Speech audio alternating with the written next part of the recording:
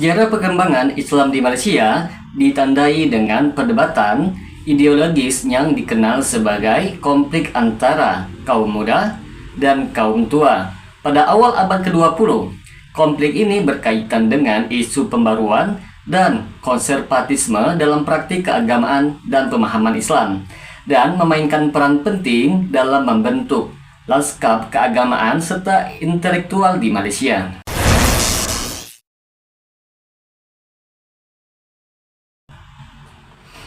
Assalamualaikum warahmatullahi wabarakatuh. Jumpa lagi dengan saya Rio Mulyadi di channel Manhaj Dakwah. Pada episode kali ini kita akan membahas tentang sejarah konflik antara kaum muda dengan kaum tua di Malaysia. Kaum muda adalah kelompok reformis yang dipengaruhi oleh pemikiran Islam modernis dari Timur Tengah, khususnya pemikiran Muhammad Abduh, Jamaluddin Al-Afghani, dan Rashid Ridha. Gerakan ini muncul di Malaysia sekitar akhir abad ke-19 dan awal abad ke-20. Kaum muda menekankan perlunya interpretasi baru terhadap Islam yang sesuai dengan perubahan zaman dan tantangan modernitas. Di antara ciri-ciri dan pemikiran kaum muda adalah 1. Reformasi pendidikan. Kaum muda mendukung reformasi dalam sistem pendidikan Islam. Mereka menekankan pentingnya pendidikan yang menggabungkan ilmu agama dengan ilmu pengetahuan modern. Yang kedua, ijtihad dan rasionalisme. Kaum muda menekankan pentingnya ijtihad atau penafsiran mandiri dan penggunaan akal dalam memahami ajaran Islam.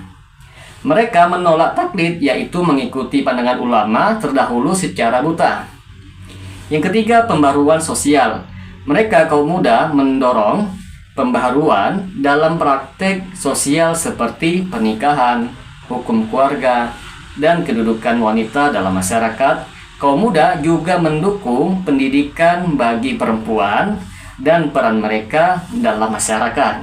Yang keempat, anti-kolonialisme. Kaum muda memiliki pandangan anti-kolonialisme yang kuat dan menentang dominasi penjajah barat di dunia muslim. Yang kelima, media dan jurnalistik. Salah satu sarana yang digunakan oleh kaum muda untuk menyebarkan ide-ide mereka adalah melalui media cetak, seperti majalah dan surat kabar. Misalnya, majalah Al-Imam yang diterbitkan pada tahun 1906 di Singapura oleh para reformis Melayu. Di antara tokoh-tokoh penting kaum muda yaitu yang perlu kita ketahui adalah 1. Syed Sheikh Al-Hadi, salah satu pelopor pemikiran reformis di Malaysia yang mendirikan sekolah-sekolah modern dan menerbitkan karya sastra yang berpengaruh. Yang kedua, Syed Tahir Jalaluddin, yaitu ulama reformis yang sangat berpengaruh dalam memperkenalkan pemikiran pembaharuan dari Mesir ke tanah Melayu. Yang ketiga, Haji Abbas Taha, tokoh pendidikan yang menggabungkan kurikulum agama dengan pendidikan umum. Setelah kita mengetahui bagaimana ciri dan tokoh kaum muda, maka ada sebaiknya kita mengetahui siapa itu kaum tua dan bagaimana ciri-ciri mereka. Kaum tua adalah kelompok tradisionalis yang berpegang teguh pada ajaran dan praktik Islam yang diwariskan secara turun-temurun. Mereka menolak gagasan-gagasan reformis yang dianggap bisa mengancam tatanan keagamaan dan sosial yang telah ada. Kaum tua cenderung mempertahankan ajaran yang didasarkan pada mazhab Syafi'i dan berpendapat bahwa umat Islam harus mengikuti pandangan ulama terdahulu tanpa perlu melakukan interpretasi ulang. Di antara ciri-ciri dan pemikiran kaum tua ialah 1. Pendidikan tradisional. Kaum tua mendukung sistem pendidikan tradisional seperti pondok atau pesantren yang berfokus pada pengajaran ilmu agama klasik seperti tafsir, hadis, fikih, dan tasawuf. Yang kedua, taklid. Mereka menganjurkan umat Islam untuk mengikuti taklid, yaitu mengikuti pandangan ulama terdahulu, terutama dalam bidang fikih. Mereka menolak upaya ijtihad yang dilakukan tanpa syarat keilmuan yang memadai. Yang ketiga, konservatisme sosial. Dalam hal kehidupan sosial, kaum tua lebih cenderung mempertahankan norma-norma tradisional, terutama dalam hal kedudukan wanita, pernikahan, dan praktik-praktik sosial lainnya. Yang keempat, penolakan terhadap pembaharuan. Kaum tua menolak gagasan reformasi yang mereka anggap bisa melemahkan otoritas agama dan tatanan sosial tradisional.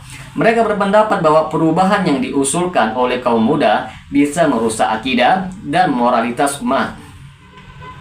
Di antara tokoh-tokoh penting kaum tua adalah 1. Syekh Muhammad Idris Al-Marbawi, yaitu ulama tradisionalis yang terkenal yang banyak menulis kitab dalam bahasa Melayu dan bahasa Arab. Yang kedua, Haji Abdurrahman Limbong, yaitu tokoh tradisionalis yang juga terlibat dalam perlawanan melawan kolonialisme di Terengganu. Yang ketiga, Syekh Wan Ahmad Al-Patoni, yaitu seorang ulama yang sangat berpengaruh dalam penyebaran ajaran tradisional Islam di tanah Melayu dan Patani. Jika kita sudah mengetahui bagaimana ciri dari kaum tua dan kaum muda, maka kita perlu mengetahui bagaimana konflik dan dampak kaum muda melawan kaum tua. Pertentangan antara kaum muda dan kaum tua menciptakan perdebatan yang sengit di kalangan masyarakat Melayu, terutama di bidang pendidikan, hukum, dan praktik keagamaan. Namun, perlu dicatat bahwa konflik ini lebih bersifat intelektual. Perlu diketahui bersama-sama teman-teman sekalian, 1. Dampak di bidang pendidikan ialah kaum muda mendirikan sekolah-sekolah yang menggabungkan ilmu agama dan ilmu modern, seperti sekolah Madrasah Al-Iqbal di Singapura dan Madrasah Al-Masor di Penang. Kaum tua tetap mempertahankan sistem pendidikan tradisional di pondok-pondok dan surau. Kedua, dampak sosial dan agama. Munculnya dualisme dalam praktek keagamaan di mana sebagian masyarakat mendukung ide pembaharuan, sementara sebagian yang lain tetap mempertahankan tradisi yang lama. Perdebatan tentang otoritas agama dan siapa yang berhak untuk menafsirkan ajaran Islam terus berlanjut hingga membentuk berbagai organisasi keagamaan di kemudian harinya. Walaupun konflik antara kaum muda dan kaum tua secara formal telah mereda pada pertengahan abad ke-20, pengaruhnya masih terasa hingga hari ini. Banyak ide-ide reformis yang diusung oleh kaum muda telah diterima secara luas di Malaysia, seperti pentingnya pendidikan modern dan peran wanita dalam masyarakat. Namun, ajaran tradisional yang dibawa oleh kaum tua juga tetap kuat, terutama di wilayah-wilayah perdesaan.